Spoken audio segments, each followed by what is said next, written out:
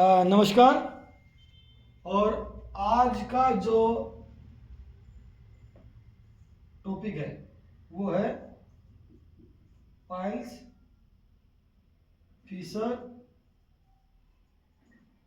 बगंदर। ठीक है। पाइल्स दो प्रकार की होगी, ब्लीडिंग वाली, खूनी या बादी, मस्से वाली और खून आते हैं। फीसर का मतलब चीरे लग जाना, बगंदर का मतलब घाव। ठीक है। इस प्रकार से तीन चीजें जो आईबीएस पेशेंट को नॉर्मली मिल जाती है। पाइल्स होना ये नहीं है कि आईबीएस की पहचान है, ये बिना आईबीएस वाला है, बिना किसी भी रोगी के पाइल्स हो सकती है। ठीक है। लेकिन इसका आईबीएस में बहुत गहरा कनेक्शन है। ठीक है। देखो, ये ऐसा बोला गया है कि पाइल्स यानी बवासीर उन लोगों को होती है जिन लोगों का पेट साफ नहीं होता, जिन लोगों को पेट साफ नहीं होता। और आईबीएस में क्या होता है, आपका पेट बार बार साफ होगा, फिर भी आपको महसूस होगा कि पेट साफ नहीं हुआ है। ठीक है। और आईबीएस सी हो तो वो तो है ही क्रोनिक कॉन्स्टिपेशन, मतलब कि आपको प्रेशर तक महसूस नहीं होगा।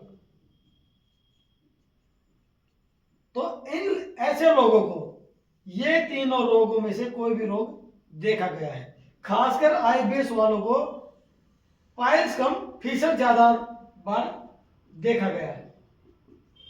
फीसर क्या होती है, खुश्की के कारण हमारे निचले हिस्से में चीरे से लग जाना। ठीक है। जिसमें पेन भी होता है और कई बार खून भी आ सकता है, खुजली भी हो सकती है, दर्द भी होता है, घाव तक बन जाते हैं अच्छे अच्छे। तो सबसे गंदा रोग होता है फीसर का, और जो कि आईबीएस वालों को 70% पेशेंटों को ये चीजें होती है। लेकिन इसका मतलब ये मत मानो कि जिनको कब्ज है, जिनको कॉन्स्टिपेशन है, उन्हीं को पाइल्स या फीसर होगा। नहीं, ये आईबीएस डी वाले को भी हो सकता है।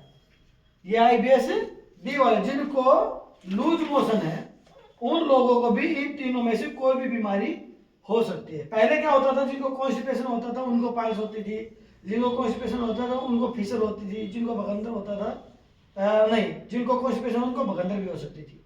ठीक है। लेकिन अब क्या है आईबीएस में, आईबीएस का मतलब है आपकी आंतें कमजोर हो जाना, और जो हिस्सा कमजोर होगा आप उसके ऊपर बार बार प्रयोग करेंगे तो वो मजबूत नहीं हो सकता, वो क्या होगा, और कमजोर होता चला जाएगा।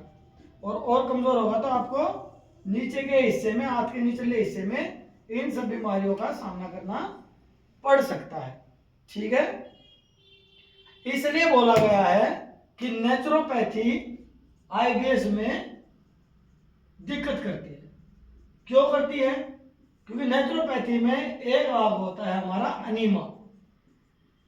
जब हम किसी भी अनीमा किस लिए दिया जाता है कि जैसे हमें यह महसूस हो रहा है कि हमारी आंतों में कुछ फंसा हुआ है, यदि हम खुद से निकालते हैं तो निकलने की कोशिश करते हैं तो वो निकलता नहीं है।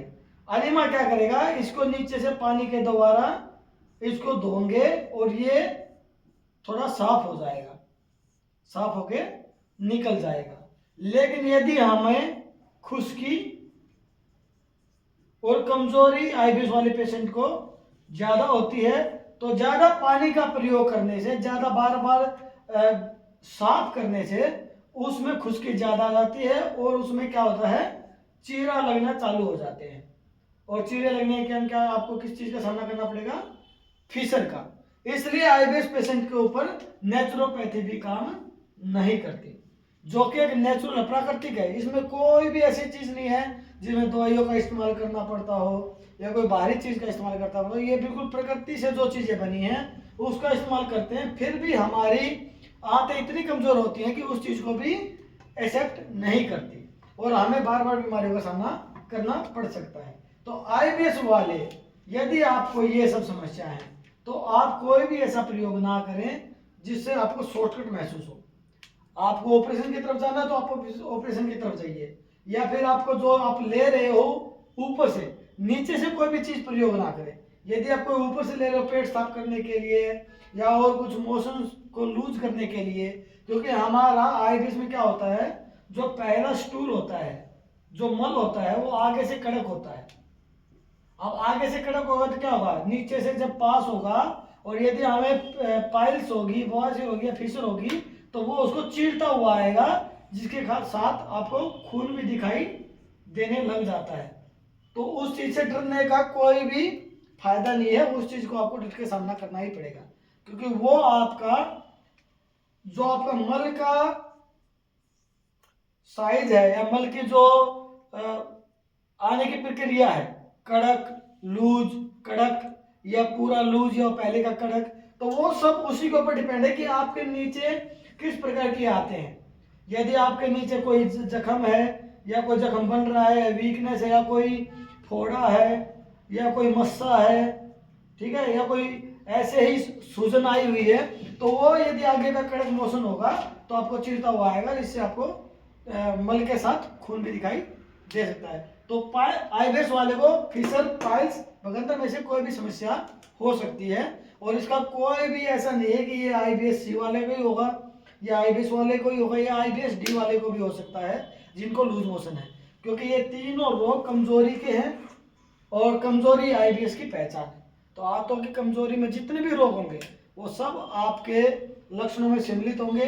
तो यदि आपको ये समस्या है तो घबराएं नहीं, और यदि ये बाहरी रोग हैं, इसको हम किसी भी प्रकार से ठीक नहीं कर सकते, इसके लिए ऑपरेशन कराना पड़ेगा या फिर आपको ऐसी दवाई यूज करनी पड़ेगी जो आपको जख्म भर दे।